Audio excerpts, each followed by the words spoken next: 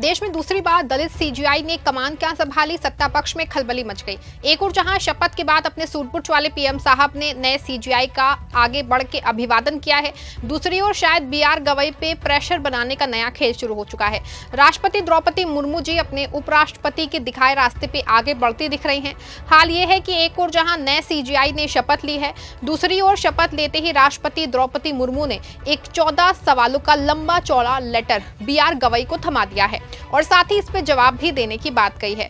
इससे एक नया बखेड़ा शुरू हो गया है। राष्ट्रपति जी ने कौन सा लेटर नए सीजीआई को दिया है और कौन से ऐसे सवाल किए हैं जो राष्ट्रपति सीधे तौर पे विधायिका और न्यायपालिका के बीच तकरार को बढ़ाने वाला है।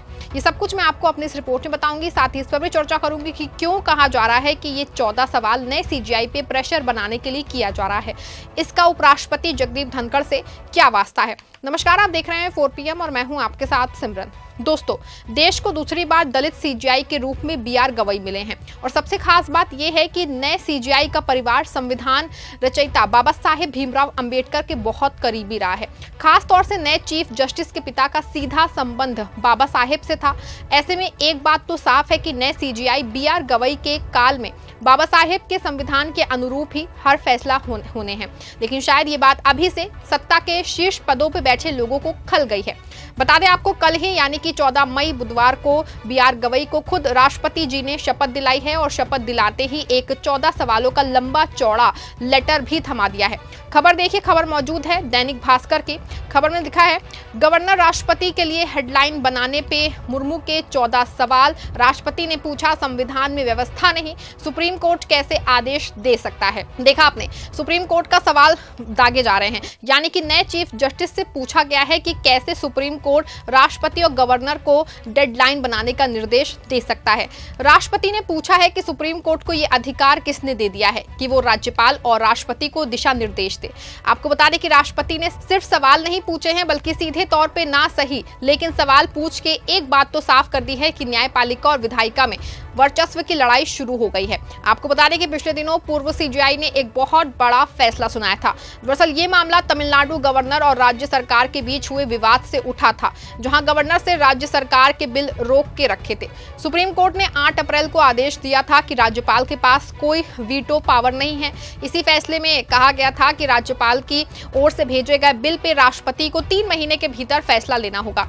ये ऑर्डर जो है 11 अप्रैल को सामने आया था। आपको बता दें कि पूर्व सीजीआई संजीव खन्ना ने सुप्रीम कोर्ट में कहा था कि अनुच्छेद 201 कहता है कि जब विधानसभा किसी बिल को पास कर दे, उसे राज्यपाल के पास भेजा जाए और राज्यपाल उसे राष्ट्रपति के पास विचार के लिए भेज दे। इस स्थिति में राष्ट्रपति को बिल पे मंजूरी देनी होगी या नहीं, फिर बताना होगा कि मंजूरी नहीं दे रहे हैं। आपको बता दें कि संजीव खन्ना ने तमिलनाडु सरकार के पक्ष में ऐतिहासिक फैसला सुनाते हुए ये भी कहा था कि आर्टिकल 201 के तहत राष्ट्रपति का निर्णय ही न्यायिक समीक्षा की जा सकती है। अगर बिल में केंद्र सरकार के निर्णय को प्राथमिकता दी गई हो तो कोर्ट मनमानी या दुर्भावना के आधार पर बिल की समीक्षा करेगा। संजीव खन्ना ने अपने फैसले में यह भी कहा था कि अगर किसी बिल की राज्य की कैबिनेट की ओर से प्राथमिकता दी गई हो और राज्यपाल ने विधेयक को मंत्रिपरिषद की सहायता और सलाह के विपरीत जाके फैसला किया हो तो कोर्ट के पास बिल की कानूनी रूप से जांच करने का अधिकार होगा।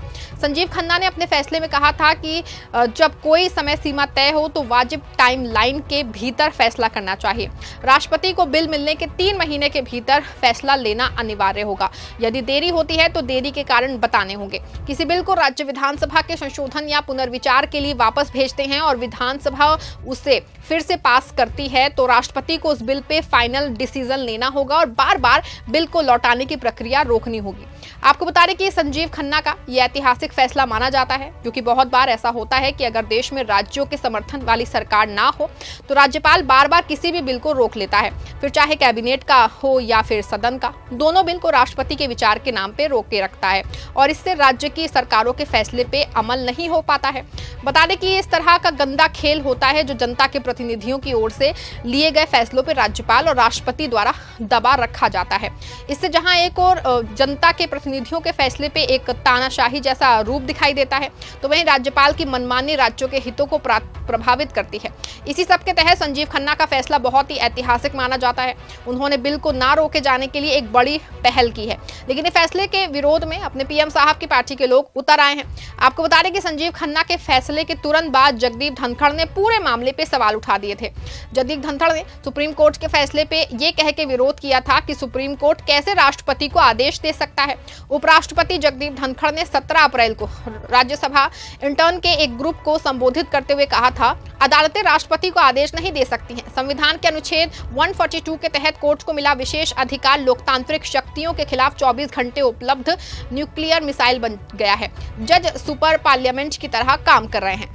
हालांकि जगदीप धनखड़ के सवाल के बाद से मामला शांत हो गया था। इसके बाद ना सिर्फ तमिलनाडु सरकार के सारे बिल पास मान लिए गए थे, बल्कि जनता और उनके प्रतिनिधियों के फैसले पे मोहर लग गई थी। लेकिन ये बात शायद अंदर खाने में बीजेपी और मोदी सरकार को खाए जा रही थी। लेकिन अब जैसे ही नए सीजीआई बीआर गवई ने कमान संभाली तो इसको लेके सवाल फिर से शुरू हो गया। आपको बता दें कि जब अभी तक संजीव खन्ना सीजीआई थे तो राष्ट्रपति की ओर से इस पे सवाल नहीं किए गए, और अब जब नए सीजीआई ने जैसे ही कमान संभाली तो उनको इस फैसले पे 14 सूत्रीय एक लेटर थमा के जवाब मांगा जा रहा है। राष्ट्रपति ने नए सीजीआई से सवाल पूछा है कि जब राष्ट्रपति के सामने कोई बिल आता है तो उसके पास कौन कौन से संवैधानिक विकल्प होते हैं। क्या राज्यपाल फैसला लेते समय मंत्रिपरिषद की सलाह से बंधे हैं? क्या राज्यपाल के फैसले को अदालत में चुनौती दी जा सकती है? क्या आर्टिकल 361 राज्यपाल के फैसले पर न्यायिक समीक्षा को पूरी तरह रोक सकता है? अगर संविधान में राज्यपाल के लिए कोई समय सीमा तय नहीं है तो क्या अदालत कोई समय सीमा तय कर सकती है? क्या राष्ट्रपति के फैसले को भी अदालत में चुनौती दी जा सकती है? क्या राष्ट्रपति के फैसलों पर भी अदालत समय सीमा तय कर सकती है? क्या राष्ट्रपति को सुप्रीम कोर्ट से राय लेना अनिवार्य है? आपने देखा राष्ट्रपति जी के सवाल जो साफ तौर पे ये जाहिर कर रहे हैं कि सुप्रीम कोर्ट को इस बात का अधिकार बिल्कुल नहीं है कि वो इस मामले में हस्तक्षेप करे। अब इस पे नए सीजीआई को जवाब देना है। माना जा रहा है कि नए सीजीआई पे एक प्रेशर बनाना है। अगर राष्ट्रपति या फिर मोदी सरकार संजीव खन्ना के फैसले से नहीं सहमत थी तो उसे उसी समय संजीव खन्ना को इससे सवाल करना चाहिए था और इस मामले को खत्म कर देना चाहिए था, लेकिन इस मामले को पाले रखा गया है। और जैसे ही नए सीजीआई बीआर गवई ने कमान संभाल के उनको लेटर थमा दिया है तो ऐसे माना जा रहा है कि ये नए सीजीआई पे प्रेशर बनाने जैसा ही है।